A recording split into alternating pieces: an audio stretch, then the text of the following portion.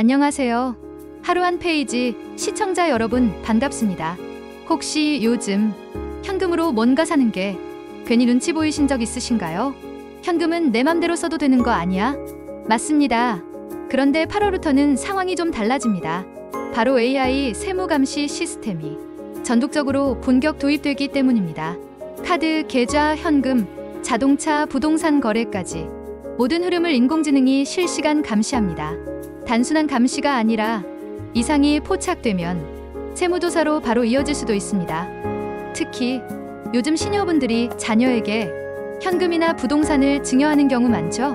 그 과정에서 증여세 신고 누락이 생기면 이 AI 시스템에 딱 걸립니다. 모르고 증여했다가 수백만 원 세금이 덜컥 나오는 일도 생기죠. 오늘 영상에서는 AI 세무감시 시스템이 어떻게 작동하는지, 세무조사는 어떤 기준으로 나오는지, 증여세는 어떻게 피하지 말고 제대로 준비해야 하는지 세 가지를 한눈에 정리해드리겠습니다. 영상 끝까지 보시고 나와 가족의 자산을 지킬 방법을 꼭 확인해보세요. 2025년 8월부터 국세청이 도입하는 AI 세무감시 시스템은 기존의 세무조사 방식과 완전히 다른 차원의 기술적 감시 체계입니다. 단순히 세무공무원이 신고 내용을 수작업으로 검토하던 시대를 넘어 이제는 인공지능이 국민 개개인의 금융, 소득, 소비 데이터를 통합 분석해 이상 징후를 자동 감지하는 시스템이 본격적으로 작동합니다. 특히 시니어 세대에게 중요한 이슈인 자녀에게 재산을 증여할 때 세금 문제가 발생할 수 있다는 점이 이 시스템 도입과 맞물려 매우 중요한 화두로 떠오르고 있습니다. 기존에는 부모가 자녀에게 일정 금액을 송금하더라도 세무서에서 이를 포착하기까지 수개월이 걸리거나 아예 발견되지 않는 경우도 많았습니다. 하지만 AI는 하루 24시간 카드 사용, 현금 인출, 부동산 매매, 자동차 등록, 주식 거래, 보험 가입 등의 데이터를 통합 분석하며 이상 패턴이 보일 경우 사전 알림 없이 국세청 내부 시스템으로 자동 전달합니다.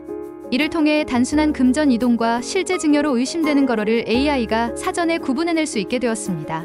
예를 들어 소득이 많지 않은 자녀 계좌에 수천만 원의 현금이 입금되고 해당 부모의 계좌에서는 동일한 시점에 같은 금액이 출금됐다면 AI는 이것을 증여 가능성이 높은 거래로 인식합니다. 그리고 이런 거래가 반복되거나 부동산 계약이나 자동차 구입 등 다른 자산 취득과 연결된다면 세무조사로 이어질 가능성이 커집니다. 국세청은 AI가 수집한 자료를 토대로 자금 출처 부족자로 판정된 사람들에게 사전 안내문이나 세무조사 통지서를 발송하게 됩니다. 이러한 절차는 고이든 한든 간의 증여세 신고를 누락한 경우 모두 적용되며 특히 60에서 70대 은퇴자들 중 자녀의 결혼 자금이나 주택 구입 지원을 위해 돈을 송금한 사례가 가장 자주 문제됩니다. 손주 교육비를 보냈거나 딸 명의로 되어 있던 집을 다시 어머니 이름으로 변경한 사례 등도 간접 증여로 분류될 수 있습니다. 실제 사례 중에는 증여 사실을 모르고 돈을 보냈다가 수백만 원의 세금과 가산세까지 부과된 경우도 적지 않습니다. 2025년 현재 기준으로 직계존비속한 증여 시 자녀가 성인이라면 5천만 원까지는 증여세가 면제됩니다.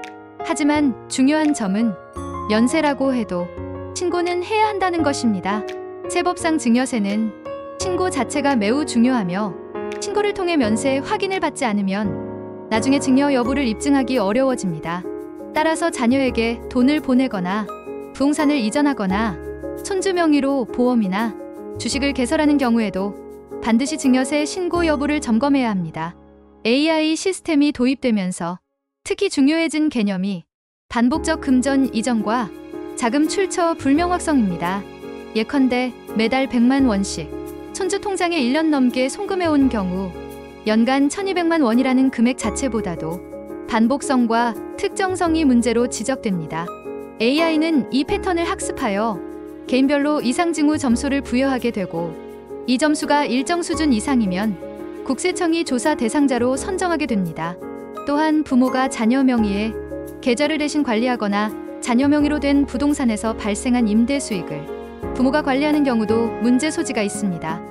국세청은 이를 실질 소유권 이전 혹은 우회증여로 판단할 수 있으며 이 경우 증여세 외에도 종합소득세 또는 양도세가 함께 부과될 수 있습니다. 따라서 이런 사례에 해당될 가능성이 있는 시니어분들은 반드시 사전에 전문가와 상담하거나 홈택스 등을 통해 미리 신고하는 것이 불이익을 피하는 길입니다. 결론적으로 AI 세무감시 시스템은 기존의 확률 기반 조사 방식을 넘어 데이터를 근거로 한 정확한 추적 조사 체계입니다. 특히 고령자의 금융거래는 과거보다 더욱 촘촘히 감시되며 자녀에게 재산을 이전하거나 현금을 지원할 경우 반드시 증여세 신고 여부를 우선 확인해야 합니다. 이제는 내가 몰랐다고 해서 넘어가는 시대가 아니라 AI가 이미 알고 있는 시대입니다. 따라서 이 영상을 보신 분들은 꼭 가족과 상의하셔서 불이익 없이 자산을 지키는 지혜를 준비하시기 바랍니다. 특히 최근에는 AI 감시 시스템이 도입되기 전부터 부모나 조부모로부터 받은 증여에 대해 사후 조사가 이뤄지는 사례가 늘고 있습니다. 예를 들어 2년 전에 아버지로부터 받은 3천만 원을 신고 없이 사용했던 자녀가 올해 부동산을 매수하면서 자금 출처를 소명하라는 요청을 받은 경우가 있었습니다. 이 경우 국세청은 과거 거래 내역까지 소급해 분석하며 당시 증여세 미신고 사실이 드러나면 추가 세금과 함께 가산세를 부과합니다. 실제로 수도권의 한 세무서에서는 2024년 하반기부터 AI 시스템과 연동된 자금 출처 불일치 탐지 알고리즘을 시험 운영하면서 미신고 증여거래에 대해 잦은 신고를 유도하는 사전 안내문을 발송해 왔습니다. 또 다른 사례로는 은퇴 후 시골에서 생활 중이던 68세 어르신이 장남에게 고향 땅을 증여하고 영해 이전까지 마쳤는데 이 거래가 신고되지 않은 채 등기만 완료되어 AI 시스템에 감지된 경우입니다. 이 경우 땅의 공시지가 기준 시세가 9천만 원이었기 때문에 증여세 400만 원과 가산세 60만 원이 추징됐고 결과적으로 해당 어르신은 노후 생활비에서 적잖은 부담을 떠안게 되었습니다. 또 하나 중요한 예는 손주대학 등록금 명목으로 매 학기마다 1,000만 원씩 보낸 70대 부부의 사례입니다. 처음에는 단순 생활비 지원으로 생각했지만 3년간 총액이 6천만 원을 넘으면서 반복적이고 편파적인 증여로 판단되었고 AI는 이를 계획적인 금전 이전으로 간주했습니다. 결국 세무조사 후 추징이 이뤄졌고 해당 부부는 향후 증여 관련 지원 시 세무사 자문을 받기로 했다고 합니다. 현재 국세청은 각 지역 세무서 조사과에 AI 기반 분석 자료를 매일 자동 배포하고 있으며 이상 징후가 포착된 경우에는 고지서 없이도 비정기 조사로 연결될 수 있습니다. 특히 자산이 집중된 수도권 외에도 지방 중소도시의 사례가 증가하고 있고 예전에는 세무조사에서 비교적 자유롭던 고령 은퇴자들도 조사 대상에 포함되는 빈도가 크게 늘었습니다. 이제 중요한 건 절세가 아니라 신고입니다. 많은 분들이 어차피 세금 안 나올 텐데 굳이 신고까지 해야 하나요? 라고 물으시지만 세무행정은 신고 여부 자체를 매우 중요하게 봅니다. 신고한 사람과 신고하지 않은 사람은 AI 시스템 내에서 리스크 점수가 다르게 분류되기 때문에 금액이 같더라도 신고만 하면 조사 대상에서 빠질 수도 있습니다. 홈택스를 통한 간편 신고도 가능하고 세무서에 방문해 1:1 상담을 받는 것도 방법입니다. 고령자를 위한 모바일 간편 인증 시스템도 도입되어 자녀 도움 없이도 신고서를 제출할 수 있습니다. 결국 AI 세무감시는 기술의 발전이지만 동시에 국민에게는 의무의 확대입니다. 특히 자녀나 손주와의 금전거래가 많아지는 은퇴 이후 시기에 나도 모르게 세금 문제에 휘말리지 않으려면 신고와 기록이 유일한 방어 수단입니다. AI 세무감시 시스템은 단순한 기술 진보가 아니라 실질적으로 우리의 삶에 영향을 주는 현실적인 변화입니다. 특히 은퇴 후 자산을 정리하고 자녀에게 이전하는 시점에 있는 시녀분들께는 단 한 번의 금전거래도 신고 여부에 따라 세무조사로 이어질 수 있다는 점에서 매우 민감한 이슈입니다. 하지만 겁먹을 필요는 없습니다. 기본적인 신고와 기록만 지켜도 세무조사를 예방할 수 있으며 오히려 정당한 절세 효과도 얻을 수 있습니다. 중요한 건 정보입니다. 정확한 기준과 제도를 이해하고 실수하지 않도록 미리 준비하는 것이 가장 현명한 대응입니다. 더불어 자녀와의 소통도 중요합니다. 단순한 지원이 아닌 투명하고 계획적인 자산 이전이 되어야 AI 시스템 앞에서도 당당할 수 있습니다. 정부에서도 고령층을 위한 간편 신고 제도와 해설 자료를 확대하고 있는 만큼 이번 기회에 홈택스를 활용해 미리 증여 내역을 점검해 보시길 권장드립니다. 오늘 영상을 통해 많은 분들이 이 시스템을 보다 쉽게 이해하고 불이익 없이 자산을 지킬 수 있는 계기가 되었기를 바랍니다.